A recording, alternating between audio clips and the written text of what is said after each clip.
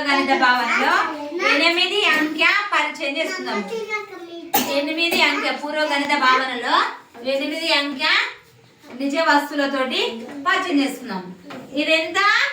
8. ఎంత పిల్లలు? 8. చెప్పండి. 8. ఇక్కడ చుక్కలు ఎక్కడ?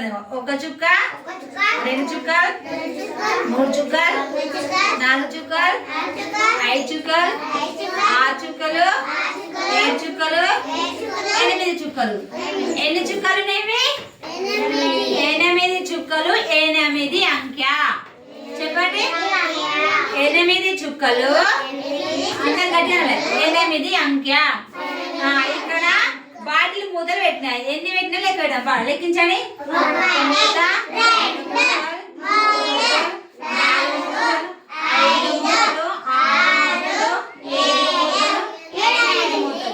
ఎన్ని మూతలు ఉన్నాయి ఇక్కడ?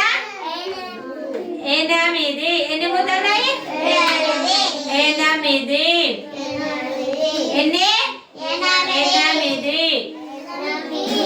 8 మూతలు. ఇదెంత అంకె? ఇదెంత అంకె? ఎంత? ఈ అంకె ఎంత? 8. గడి చెప్పలే. 8 అంకె. 8 చుక్కలు. 8 మూతలు. 8 అంకె. గడి చెప్పాలి. 8 అంకె. 8 చుక్కలు.